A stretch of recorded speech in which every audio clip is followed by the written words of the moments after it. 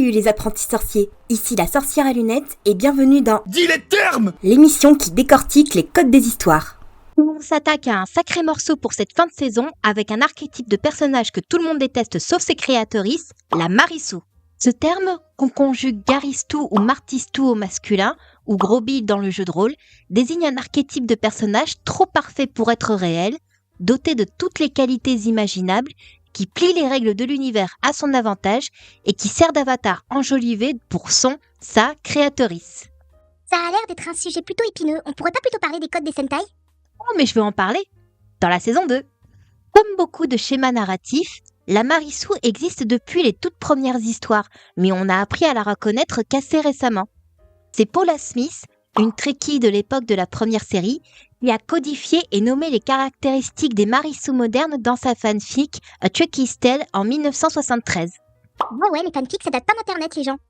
Smith y parodiait les fanfics de ses camarades Trekkies et leur tendance à écrire des histoires où des lieutenants absurdement jeunes se faisaient engager sur l'Enterprise pour résoudre tous les problèmes de l'équipage et vivre une romance passionnée avec le personnage préféré de leur créatrice. Et environ 2 fois sur 5, ces histoires se concluaient sur un sacrifice larmoyant où l'équipage pleure comme si c'était la fin de One Piece. Ainsi, nous avons appris à identifier et reconnaître ce que certains et certaines considèrent comme le mal du siècle des autoristes post-années 60. Parce qu'en narratologie, tout est une question de demi-mesure. Voici donc une liste des signes de Marissou les plus communs.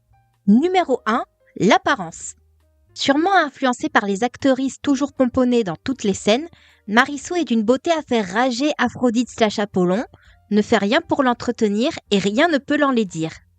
Et si jamais elle commence ses aventures en ayant un physique banal, alors le reste du casting s'extasiera sur sa beauté sans qu'elle-même n'en ait conscience, ou bien alors que son interprète n'est pas plus jolie qu'une autre. Cette beauté est souvent soulignée d'un trait inhabituel qui se veut iconique, genre des cheveux/yeux d'une couleur exotique/étrange, vert, argenté et violet, de manière tout à fait naturelle, voire qui change de couleur d'un chapitre à l'autre, une ligne parfaite selon les standards de beauté actuels, une garde-robe aussi abondante qu'extravagante, des organes surnuméraires type oreilles de chat ou queue de poisson lyophilisée, ou encore des accessoires toyétiques et ou compagnons pelucheux, de préférence magiques. Numéro 2, le nom à coucher dehors. Nommer un personnage est une chose rarement innocente, a fortiori dans un univers fantastique. Dans le cas de Marissou, soit elle portera le nom de son autorice, soit celui une proche de son autorice, soit celui que son autorice aurait aimé porter / donner à son enfant. Bella Swan, par exemple, tient son nom du fait que Stephenie Meyer n'avait eu que des garçons et aurait voulu appeler sa fille imaginaire Isabella. Histoire de sonner exotique et symbolique, Marissou peut aussi porter un nom à consonance étrangère, de couleurs, de fleurs, de saisons, de personnages mythiques, de corps célestes ou de pierres précieuses. Si elle évolue dans une fanfiction d'un univers déjà établi, elle portera un nom de famille bien connu dans l'histoire pour montrer une parenté sans subtilité. Raven, Serenity, Hunter et leurs dérivés sont étonnamment communs dans les fics anglaises. Et enfin, elle a beaucoup de prénoms ou bien juste un ridiculement long. Numéro 3, les talents improbables. Études, athlétisme, combat, peinture, musique, théâtre, langue, mécanique quantique, cambriolage, commerce, informatique. Marissou maîtrise tous ces sujets sur le bout des ongles, tous en même temps et plus encore. Et quand l'univers est fantastique, elle aura en plus tous les pouvoirs imaginables et maîtrisera toutes les formes de magie tôt ou tard. Même si on ne la verra jamais faire véritablement preuve de ses aptitudes de manière explicite dans le récit. Mais elle n'a pas de défaut ou de faiblesse ? Uniquement ce qui peut être tourné en qualité selon les circonstances. Témérité, entêtement, curiosité, sens du sacrifice, etc. Et bien évidemment, Marissou se plaindra que sa perfection est un trop lourd fardeau et préférera souvent être normale. Oui, bien sûr. Numéro 4, le statut social. Selon le genre d'histoire, Marissou est née dans un milieu très privilégié et portera le titre le plus prestigieux possible de son univers. Que ce soit princesse, impératrice, grande prêtresse, générale, présidente ou quoi que ce soit. Du moins, jusqu'à ce qu'elle décide qu'elle veut vivre autre chose que cette vie et qu'elle se lance à l'aventure compagnon et parte vers l'horizon. Et si c'est pas ça, Marissou est un mélange de Cosette et Cendrillon, parfois saupoudré de Foulane Davy. Pauvreté extrême, esclavage, famille maltraitante, prostitution forcée, tous les scénarios les plus tire-larmes que vous pouvez imaginer. Jusqu'au jour où elle s'en sort en épousant son prince charmant ou en retirant Excalibur de la roche, mais presque jamais pour avoir fondé une grande entreprise à la sueur de son front. À la sueur de mon front, bonjour. D'ailleurs, dans ce genre de scénario, Marisou apprend qu'elle a été échangée/kidnappée à la naissance, que ses parents biologiques sont très riches/importants/ d'une espèce non humaine, qu'elle l'adore et ne veulent que la retrouver. Dans tous les cas, elle aura beaucoup d'avantages pour peu de responsabilités. Dans la même continuité, numéro 5, le passé difficile. Marisou a souvent une histoire douloureuse. Maltraitance, guerre, maladie, travail forcé, famine, exil, viol, grossesse avec un enfant abandonné ou une fausse couche, prison injuste, torture, famille/peuple massacré, n'importe quoi tant que ça attire la sympathie du lectorat. Et bien sûr, elle n'aura aucun trauma, aucune cicatrice, aucun dégoût des autres. Ou du moins, plus après avoir puni le méchant responsable de sa backstory pitoyable. Mais bien sûr. Ce qui découle dans le numéro 6, la recherche de validation. Que ce soit par les personnes âgées, les enfants, les personnes de son âge, le personnage préféré de sa créatrice, le Garistou qui lui est destiné, le meilleur ami/frère de Gary, le bon copain, le grand méchant, le fils du grand méchant, l'acolyte rigolo, l'ami d'enfance, Marisou inspire une affection très forte qui évolue en amour très rapidement. Et cela sans qu'elle ne l'ait cherché, hein. Pas de jeu de séduction, d'écoute des soucis des autres ou de soutien émotionnel équivalent. Marisou a juste à être présente et paf, ça fait des chocs à pic. Mais il doit bien y avoir des gens qui n'aiment pas Marisou. Bah oui, ce sont les antagonistes. De la brute de l'école au grand méchant qui veut conquérir le monde. Ah ouais, cache. Numéro 7, elle change les règles à son avantage. Souvent observable chez la Marisou de fanfic, le monde dans lequel elle évolue se plie à ses besoins. Elle passe les épreuves dues de la protagoniste à sa place en 2-2, lui vole ses amis et son intérêt amoureux, n'est pas punie pour ne pas respecter les règlements, voire on invente de nouvelles règles pour qu'elle puisse ressembler à sa créatrice sans directement faire tache d'huile. Elle réécrit le passé d'un personnage pour justifier son existence et ses liens avec lui, possédera le même pouvoir/artefact censé être unique à la protagoniste. Et tous les personnages du même alignement qu'elle n'auront désormais comme unique objectif que de faire son bonheur. En somme, elle devient le centre de l'univers.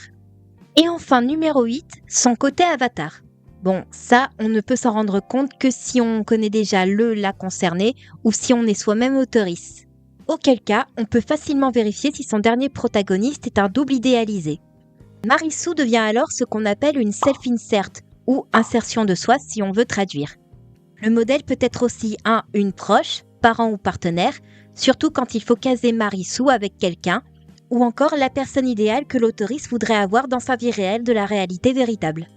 Marisou a l'âge, la nationalité, le genre, les opinions, la religion, les goûts alimentaires, les hobbies et souvent le prénom embelli de son auteurice. Souvent, elle a aussi la même apparence mais en bien plus charismatique. Et enfin, comme dit plus haut, elle a tous les talents, tous les pouvoirs et sort avec le personnage préféré de la créatrice. Créatrice qui adore ce personnage et la met en avant autant que possible sans jamais comprendre pourquoi le reste du monde ne partage pas son amour. Mais elles sont juste jalouses. Bon, là, ce sont les caractéristiques de base, qui sont rarement toutes présentes ni aussi exagérées que dans ma liste. Le plus souvent, aucun de ces points n'est explicite pour brouiller les pistes et ruiner encore d'autres récits. Donc, voici une petite liste qui vous apprendra à identifier les types de Marisou avant qu'elles ne viennent pourrir vos futures histoires préférées. 2 listes en une vidéo, décidément tu nous gâtes. Notez également que ces catégories peuvent se cumuler sans pour autant s'annuler ni se contredire. Je suis une Marisou, la loi des quotas ne s'applique donc pas à moi. Numéro 1, la sous-classique, qui correspond le plus à la définition brute de l'archétype. Très belle, aux yeux/cheveux multicolores, au nom à coucher dehors, au passé difficile, quasiment omnipotente, super riche et ultra populaire. Souvent, les auteurices éviteront de donner tous ces détails d'entrée de jeu et préféreront les faire apparaître au fil de l'histoire. Auquel cas, elle sera plutôt une anti-Sioux. Numéro 2, la Sioux self-insert ou avatar. Les deux termes sont valides. Le problème n'est pas tellement le fait d'avoir un double de soi dans sa propre histoire. C'est même assez commun dans les séries d'animation modernes où les créatrices donnent leur voix à des personnages ultra secondaires, limite mascottes, qui ont peu à aucun impact sur l'histoire. Ça devient un problème quand le personnage n'a pas les mêmes limites que sa créatrice et se retrouve trop enjolivé, que ce soit d'un point de vue physique, relationnel ou narratif, au point que l'histoire n'est plus qu'un fantasme de toute puissance pour l'ego de l'auteurice. Et lire ce genre de fiction, c'est plus gênant qu'autre chose. Numéro 3, la Sioux pure. Celle-ci est la pureté et la grâce incarnée, toujours gentille, innocente, incorruptible, polie, timide, à la voix envoûtante et douce.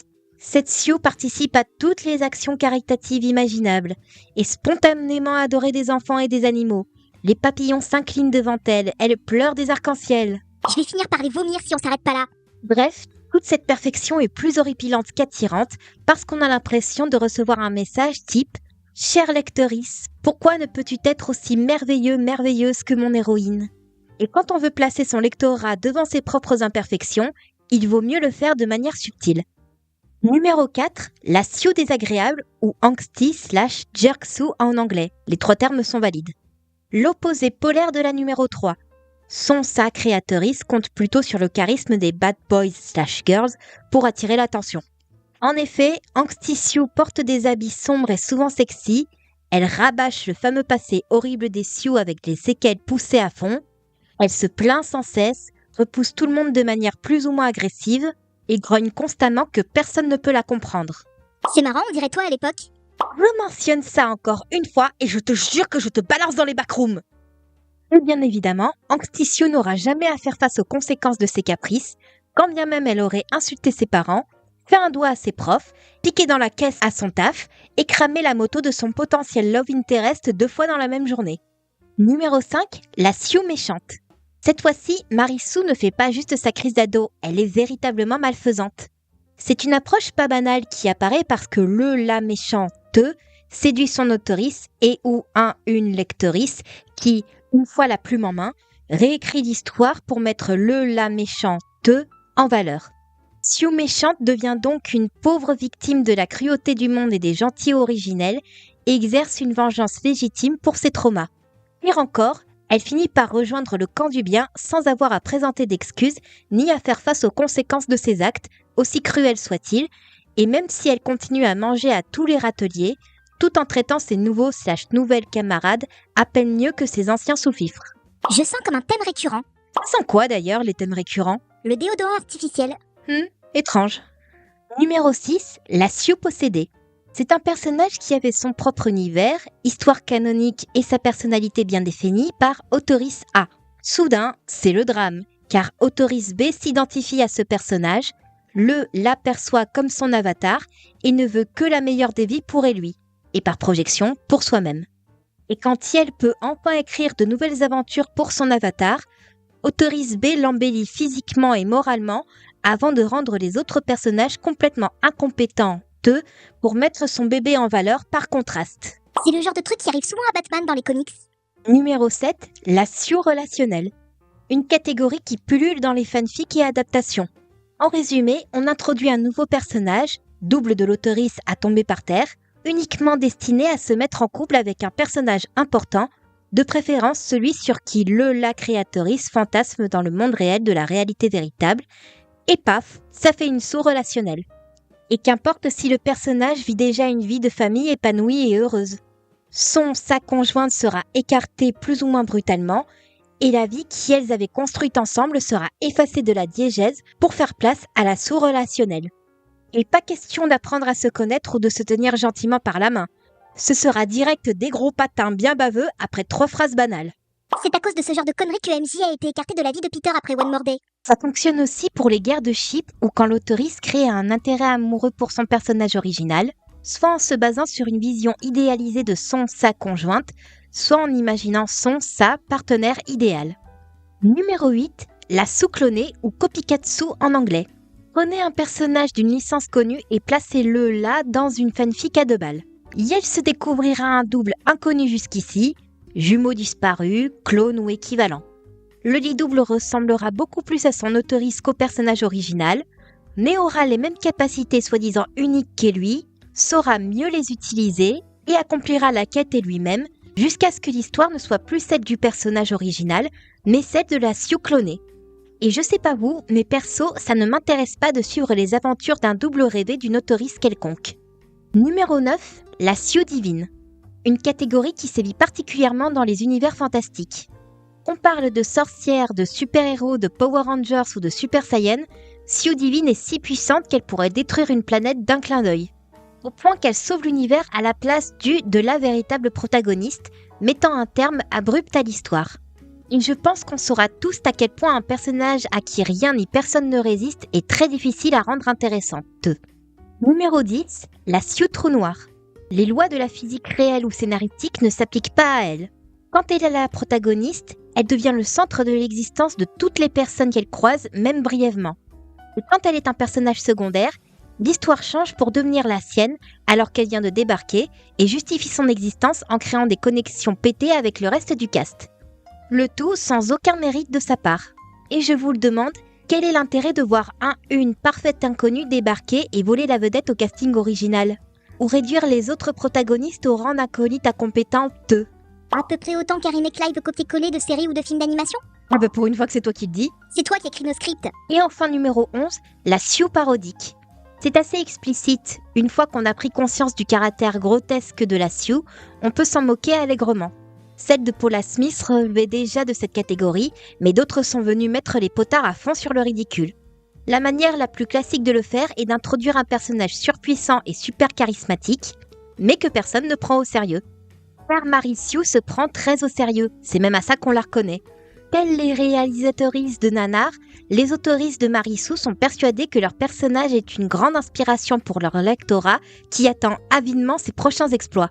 Alors qu'en fait, le public qui n'aura pas laissé tomber le récit restera pour se moquer des exploits qui ne sont en fait qu'une manière de flatter l'ego de l'autorice. Bon, je crois qu'il serait temps de remettre 2-3 pendules à l'heure. Déjà, Mary Sioux / Gary Stu a beau avoir obtenu son nom et ses caractéristiques dans la fanfiction, elle peut également naître de la plume d'autorices professionnelles et ou détentrices de nombreux prix prestigieux, mais qui s'investissent beaucoup trop dans leur personnage. C'est particulièrement dangereux dans le cas où l'autorice reprend un personnage plus vieux qu'est lui et préfère faire n'importe quoi sans prêter attention à la volonté réelle de la créatrice originelle. Ce qui peut ruiner l'expérience pour de potentiels nouveaux / nouvelles lectrices qui voudraient s'intéresser à des œuvres anciennes. Il faut donc bien comprendre et respecter l'esprit du personnage de sa créatrice sans tenter de les supplanter. Ensuite, il ne faut pas confondre Mary Sioux et personnages échappatoires qu'on retrouve souvent dans les contes et légendes et qui comblent nos envies d'évasion. L'échappatoire devient une Sioux quand elle ressemble trop à son autorice ou à tout trop facilement. Certains personnages sont à la limite entre ces deux catégories, donc il faut vraiment faire au cas par cas. De la même manière, il ne faut pas se mettre à utiliser ce terme à tout va juste parce qu'un personnage semble correspondre à ses critères de manière superficielle, ou tout simplement parce qu'on n'a pas aimé. Comme les mascus qui se sentent menacés de mort dès qu'un héros n'est pas un homme hétéro cis blanc. Par ailleurs, je vais me répéter, mais ce n'est pas parce que vous basez votre personnage sur vous-même ou une connaissance que ça en fait automatiquement une Mary Sioux. Mais il vous faut être honnête envers vous-même et reconnaître vos défauts et ou ceux de votre modèle comme de véritables défauts sans essayer de les tourner en qualité. Et enfin, il faut gérer la manière dont votre personnage influence l'univers dans lequel il évolue. Yel ne doit pas tout réussir sans faire les efforts adéquats, mais ne doit pas non plus être trop incompétente, au point que son succès semble impossible. Sinon, votre public finira par lâcher votre histoire, faute de respect pour sa suspension consentie de l'incrédulité. La suspension consentie de l'incrédulité est un mécanisme mental inconscient nommé par Samuel Taylor Coleridge en 1817. Grossièrement résumé, c'est ce qui fait que vous arrivez à accepter les sabres laser sans vous mettre à hurler que c'est scientifiquement impossible, tant que l'histoire qu'on vous raconte avec reste cohérente avec elle-même. Comment faire pour éviter d'en créer une alors ? Tout simplement en faisant des recherches sur le sujet. Et pour ça, il y a quelques tests très intéressants qui peuvent vous aiguiller. Je vous en laisse un, en français je vous rassure, dans la description et en commentaire épinglé. Je vous laisse également un lien vers la playlist La Société des Mary Sioux de Culturina, qui a été une source très importante pour l'écriture de cette vidéo. Certains épisodes ont été supprimés, donc vous aurez les liens YouTube et Dailymotion, ainsi que ceux de sa chaîne actuelle, Les Contes Cruels. Vous aurez également le top 10 des Mary Sioux réussis de ces dessins animés-là qui méritent qu'on s'en souvienne, et la vidéo de Cinémaniac sur le sujet. Je rappelle que cette liste n'est composée que de titres que j'ai moi-même lus et ou vus, donc n'hésitez pas à la compléter avec vos propres recommandations. C'était le dernier épisode de la saison 1 de Dis les termes! L'émission qui décortique les codes des histoires. Merci à vous tous d'avoir si bien accueilli cette nouvelle émission, vous êtes de la dynamite. Et c'est promis, il y aura une saison 2 avec tout un tas de nouveaux codes à décortiquer. Si vous voulez donner vos pronostics et vos idées, l'espace commentaire est à votre entière disposition. Pensez aussi à liker la vidéo, à la partager, à vous abonner et à checker mon onglet communauté pour ne rien rater des prochaines vidéos. Je vous laisse rejoindre la sortie de l'atelier et rappelez-vous d'éviter de déranger Ozzy en partant.